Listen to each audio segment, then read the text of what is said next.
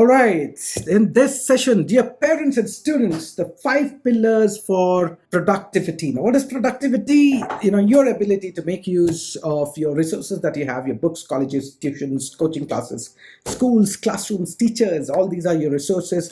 Now, how do you make use of them? Because the way you make use of them would determine your success in exam and in life. All right, a lot of people are not good. They have everything at their disposal, but they do not know how to maximize the usage of those resources. So here I'm going to talk about the 5 pillars that can help you enhance your productivity, do well in exams and in life. So pillar number 1 for your productivity is what I call the burning desire. Right, you need to have a desire that sets your soul on fire. Right, you're like, bro, I got to get that, no matter what, I got to achieve that. I want that in my life. And I'm talking about big things in life, career 30 years from now, where you become an influencer, where you become someone that would change the world in a positive way. Now, if that's a little too much, you certainly can work on your goals, whatever you want to. It's very subjective. But let me tell you one thing.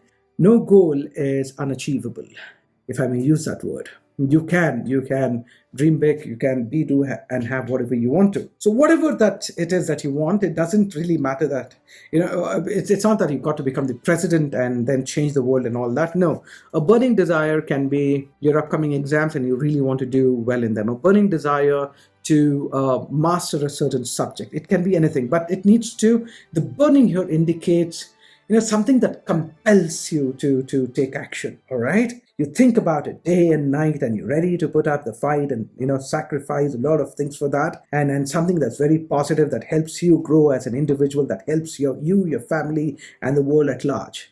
And yes, it also makes your relatives.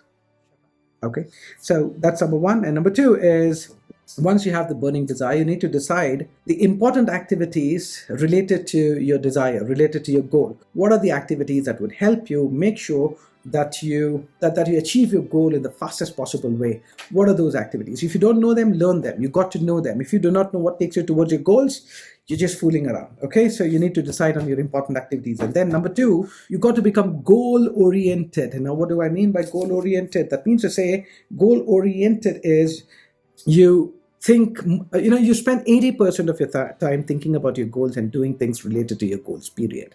That is what goal oriented means. And then you got to work on your environment, very critical. When I say environment, the environment can have your cell phone. Today's cell phone is your biggest enemy. Trust me on that. You may not like my words, but then that is how it is. You may be watching this, the irony is you may be watching this video on a cell phone. That's a different thing. But remember one thing, it can be your greatest enemy. And if you want to know how to handle cell phone distraction and all that, click on the link above. Not now, after this video, all right? Go to the video that teaches you or gives you a few simple steps to handle cell phone distraction. So you got to work on your environment. You need to make sure it's neat, it's clean and positive and all that. And if you say, no, my environment is not positive, my parents keep fighting, my relatives keep fighting, they keep throwing eggs at each other. So that's a different thing. That's an external environment. But remember one thing, your internal environment is under your control. Now, if you do not know how to control your mind and all that, that's quite deep stuff. You can always get in touch with me. Okay, and maybe I may be of some service to you and help where I teach you those mind control techniques that can help you be at peace and at the same time be powerful. So the next thing is, the last step here is, after you work on your environment, okay, you've got to understand the difference between habitual and deliberate rituals.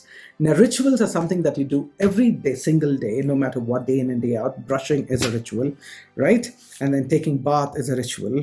Maybe, every day, or for you, it may be once in 7 days. I don't know. So whatever it is, something that you do every single day, that's a ritual. A good example is brushing your teeth, okay? So habitual versus deliberate rituals. So now what happens here is, let me just go through this. Yeah. So what happens here is, when we talk about your rituals, you need to sit and record your day. All right. This is the work that you got to do if you are serious about goal achievement and all that.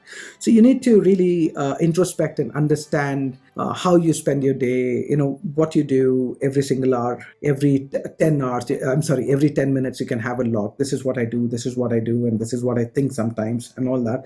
So then once you come up with that list, maybe 3-4 days, and you see your habitual patterns, then you know what rituals are not helpful. Maybe you have this ritual of playing the music all day long, right? Or maybe watching videos every now and then, random. The television is always on at a few places. The music is always on. If that is the ritual and that is the kind of environment that are closely related, you need to come up with a plan and stick to it. You need to decide on the activities, okay, most important activities, and make them a part of your daily ritual. Initially, it's going to be really difficult. Your old rituals and your new rituals are going to have a wrestling match. All right, they're going to fight with each other, but then whoever wins, that would decide whether you achieve your goals or not. Okay, so you got to work on your rituals, and there are a few reference videos here. You may want to watch. There is a video called Three Killers that kill your exam performance, all right, and how to handle those killers.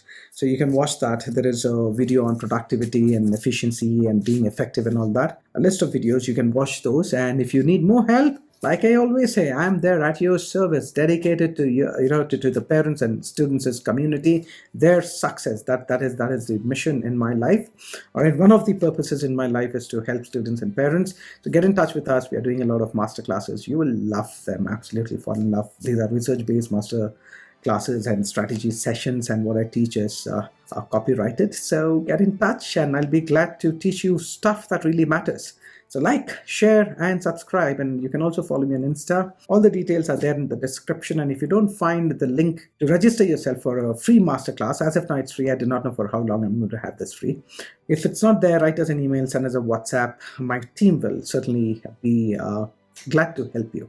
All right, this is MD Ahmed. I'm the international author of Hidden Secrets of the Topper's Mind and the founder of fuelforsuccess.com, where we teach all those things that schools, colleges, and universities, for some reason, for mysterious reason, forgot to teach, and stuff that matters in the real world. So let's together succeed, and let's together learn and grow. See you in another video.